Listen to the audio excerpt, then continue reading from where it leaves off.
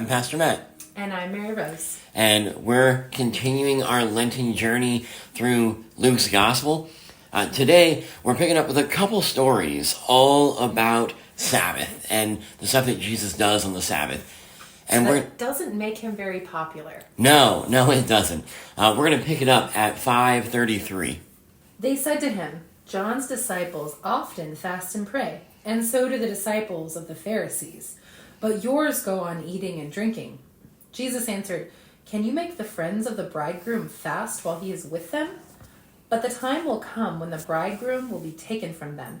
In those days they will fast. He told them this parable. No one tears a piece out of a new garment to patch an old one. Otherwise they will have torn the new garment, and the patch from the new will not match the old. And no one pours new wine into old wineskins. Otherwise the new wine will burst the skins.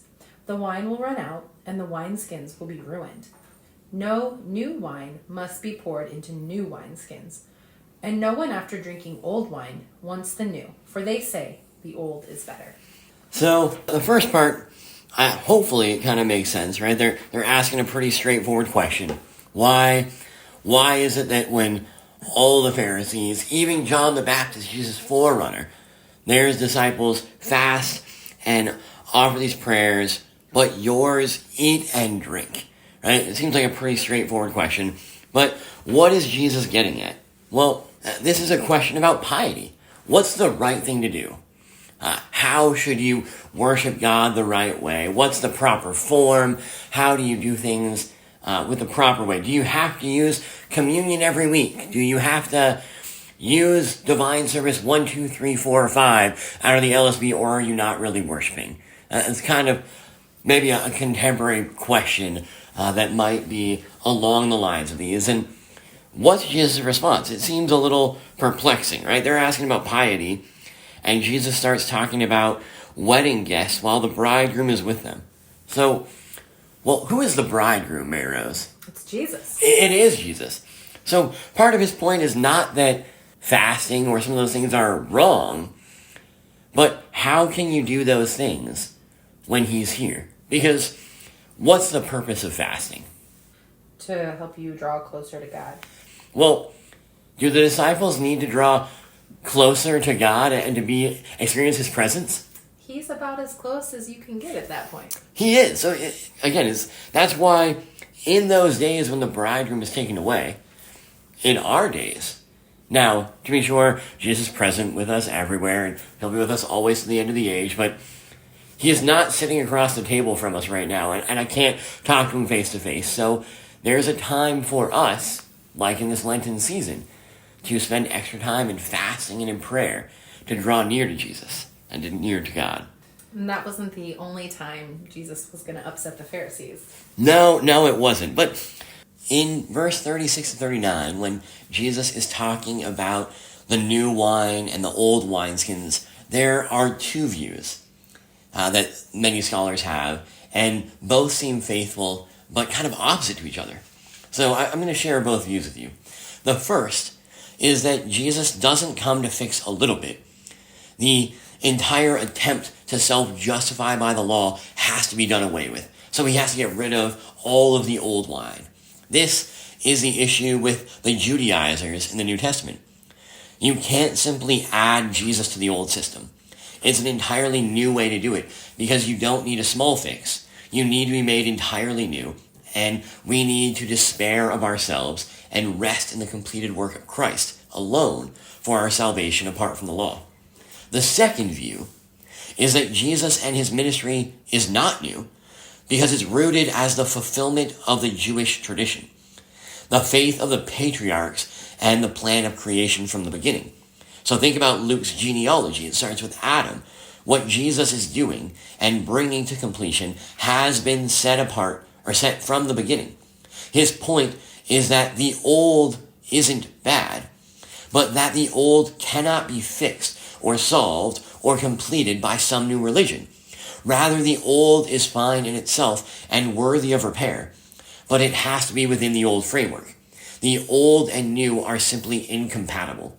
His statements using the wineskins is showing that his work is grounded in the ancient and true, while the new tradition of the Jews cannot fit within the framework and won't have a place within the old. This also hits on that phrase at the end that the old wine is good. The original is what's best, right? We think about an old vintage having more value and being better. But when we say the old is good, those who are comfortable in the old system could also say that the new thing, breaking away from the traditions, is not helpful, is bad, and so they reject what Jesus is offering because they're set in their old ways. We've used this analogy before, not in this podcast, but before. Mary was talking about how the Old Testament is like the scaffolding you would set up to build a ship.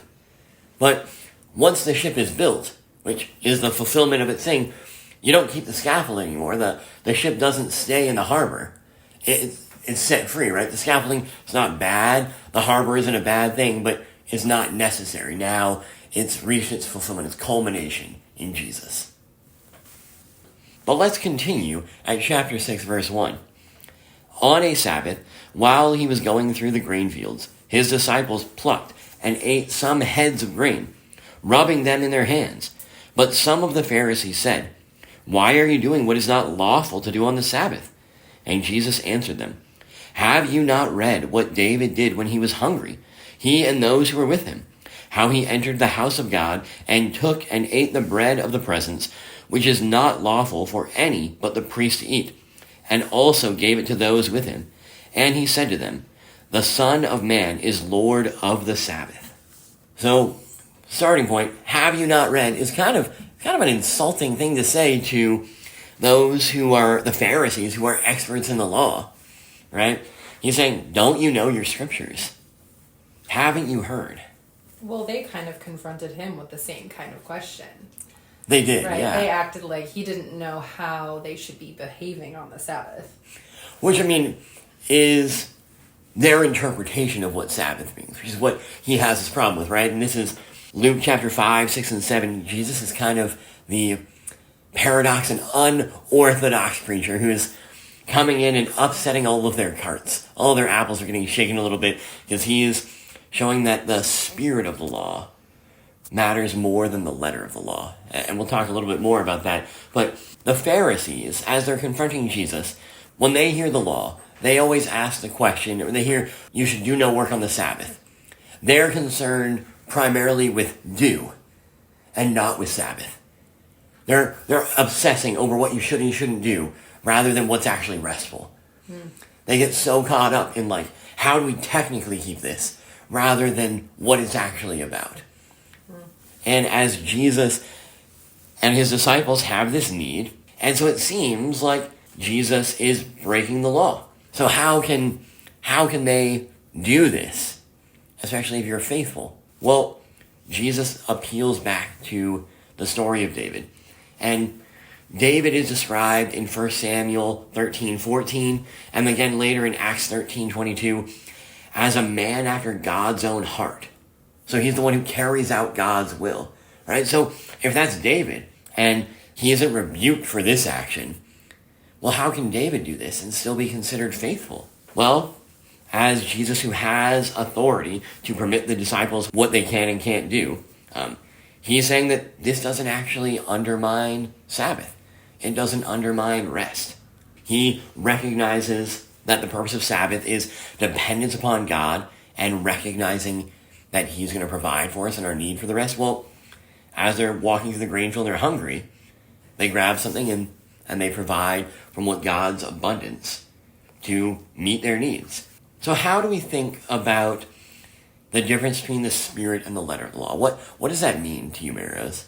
Well, I guess spirit seems to be more like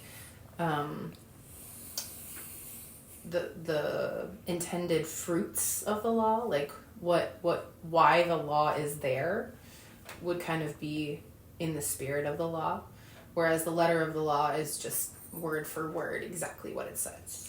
Yeah. And what's the purpose of the law? Not in the Lutheran sense of like showing us our sin, but what's the purpose of God giving the law to the Israelites? To keep them as his holy chosen people. Yeah, and to walk in a way that is fitting as his people, right? And what do we know that God desires for all people? What does he want them all to have? Salvation. Yeah, and connected to that life, right? So the laws are about preserving life. But you can start interpreting the letter of the law in a way that begins to hinder life, right? It stifles those who have needs. It begins to crush them, as Jesus will later say, that they start putting heavy burdens through the law on people that it doesn't actually liberate them or free them or give them life. It actually begins to crush people. And so one of the litmus tests for Sabbath observance was to choose the way that preserves life. And I think that leads into the next story. So can you pick it up at verse 6, Mary Rose? On another Sabbath, he went into the synagogue and was teaching. And a man was there whose right hand was shriveled. The Pharisees and the teachers of the law were looking for a reason to accuse Jesus. So they watched him closely to see if he would heal on the Sabbath. But Jesus knew what they were thinking and said to the man with the shriveled hand, "Get up and stand in front of everyone." So he got up and stood there. Then Jesus said to them, "I ask you, which is lawful on the Sabbath, to do good or to do evil, to save life or to destroy it?" He looked around at them all, and then he said to the man, "Stretch out your hand." He did so, and his hand was completely restored. But the Pharisees and the teachers of the law were furious and began to discuss with one another what they might do to Jesus. So, one, realize that these stories, Luke has put these three stories now together that are all grouped around the Sabbath. It's kind of a building conflict. And like I said, the kind of guiding interpretive principle for the Pharisees as they thought about Sabbath observance was choose the way that preserves life. So Jesus is kind of confronting them with their own way of interpreting this passage. And what does Jesus do? Well, he sees someone who's hindered. Now, one of the Pharisees, their points of dispute with Jesus would be, well, if he's had a withered hand for a long time, this is not a matter of life and death, right? So why not just wait? But is his life hindered? Is his life less because of his withered hand? Sure. So Jesus, by healing, is in some ways preserving life, right? Giving back life to this man. But what's their response? Well, they're angry. They're furious. Can you imagine if your whole guiding principle is what gives life, and someone literally restores life? Wouldn't you think that the response? What do you think the response should be if you saw that on like a church on Sunday morning? Some more of that awe and wonder we've been talking about all of Lent. Probably singing some Hallelujah chorus, or, freaking out anyways, right? People just astounded and overjoyed at the good things that God is doing in our midst. But their response is that they were filled with rage and wanted to discuss with one another what they might do to Jesus. You see someone giving life, and your first thought is, man, I am outraged that someone's been restored, and what are we going to do to stop this guy? You want a picture of a hardened heart. This is it, right? This is Jesus dealing with the impact of sin, and someone being made whole again. And the response of religious people is fury. Now, we're probably not going to see something like that, but maybe for us, it's the person that's been dealing with drug addiction for years and has finally become clean and comes into our midst. And we're like, oh, but I don't really want that person in our church. Right? That might be, maybe that's not the fury and anger, but maybe that's I don't really want that. They might make us unclean. Or it's someone who's hurt you, right? Someone who's abused you or been really rude to you or lashed out at you, and they repent and they receive God's forgiveness, and we begin to resent it. Now, that doesn't mean that there hasn't been hurt caused by the offense, even if there's forgiveness. It doesn't mean that we pretend like they've never hurt us and aren't cautious. But we shouldn't be upset that someone would turn back to God and receive healing and restoration. And yet that's their reaction. And notice he comes and he just tells them, he doesn't do the work, he doesn't put his hands on him or anything. He just tells him to come over and stretch out his hand. So we see the power of the word, but we also see that Jesus is omniscient, and he's trying, I think, desperately to get them to see the error of their ways. But those who are hardened in their sin, until the word penetrates, they just push harder and harder against it. Even Jesus can't force them to change their minds. But we've got a couple more verses to cover today, so we'll pick it up at verse 12. In these days, Jesus went out to the mountain to pray, and all night he continued in prayer to God. And when day came, he called his disciples and chose from them 12, whom he named apostles: Simon, whom he named Peter, and Andrew his brother, and James and John and Philip and Bartholomew, and Matthias and Thomas, and James the son of Alphaeus, and Simon who was called the Zealot, and Judas the son of James, and Judas Iscariot, who became a traitor. Now, Luke is the only one in the list who names Judas Iscariot betrayer, and yet in the garden we know that all of the disciples are going to abandon him, but the others will return and receive forgiveness. Judas will not. And I know it's not Luke, but in Matthew, it's worth mentioning that Judas, after betraying Jesus, tries to go to the temple and give back the money.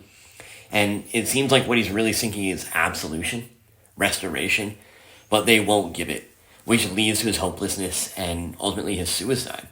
It's a reminder that often what people need most is mercy and reassurance of forgiveness, which is one of the reasons I think it's beautiful that we do corporate confession absolution every week. And we also have the invitation to private confession absolution. But what does Jesus do before he picks the 12? He spends all night in prayer. All night in prayer. I mean, he's the Son of God. Surely he knew who he was going to choose, right? And yet, before Jesus does anything of significance in Luke's gospel, it seems to be grounded first in prayer. That's pretty convicting. Maybe it's not for some of you out there, but for me, I know how often I almost I don't want to say forget about prayer, but unless I make it a regular habit or set aside time, I'll do something and then go, oh yeah, I really should have prayed about that. Or we're making a big decision and we put it off. And it's a reminder that Jesus spent all night speaking with the Father, being guided for who he should call and who he should name as his disciples. Now, in verse 15, it says that Simon was called the Zealot. Well, a zealot it's probably not a word you're used to hearing now, but zealots were a group of people who were radically opposed to the Romans and authority. They might have been almost called terrorists today when they had the opportunity to slaughter Roman soldiers or officials if they had the chance. They were trying to get them out. They led a bunch of the revolts that had happened leading up to Jesus' time in the preceding century. And so we have a zealot among Jesus' disciples. And what was Matthew's job again? Tax collector. Right, and so if you're collecting taxes for the Romans, how must you feel about the Romans? Well, you like him at least to some extent. And so we have two people whose political views couldn't be more polar opposite than the two of them. And yet, as far as we know, there's no reported times where Simon and Matthew come into blows with each other. And so they must have prioritized following Jesus over their political allegiance or their political views. Which is a reminder for us that as Christians, we can have varying political views, but our commitment to one another is grounded, and our love for one another is grounded in our commitment and following of Jesus, first and foremost. I want to share a unique note about the Greek with names. We know that names have meaning, and I just want to break down Bartholomew because he's one of the disciples we don't really know a whole lot about. So Bartholomew is a name that can be broken down into parts. Bar means son, Tolme means of courage, but we don't know if that's a nickname or his actual name. He's listed under Bartholomew in Matthew, Mark, Luke, and Acts 1:13, but he's not listed in John's gospel. And so a lot of people think that in John 1:45 to 51, that he's actually Nathaniel. He is the one mentioned in those lists. And so there's some question about who he actually is and what his real name is, and maybe he's just known by this nickname. And I think there's something just being reminded that there's a lot of information about the 12 apostles that we don't have, that we would like. But the information we have been given is to know the point of this story is really not the apostles. It's about Jesus. It's the one whom they proclaim. The more important thing is their message, not their story, their history. And when we think about the legacy we leave behind us, as we continue to move forward from generation to generation, we might be forgotten in 2, 3, 4 generations. But hopefully the legacy we leave behind is passing on the faith and the commitment to Jesus Christ as Lord and Savior, the only hope we really have.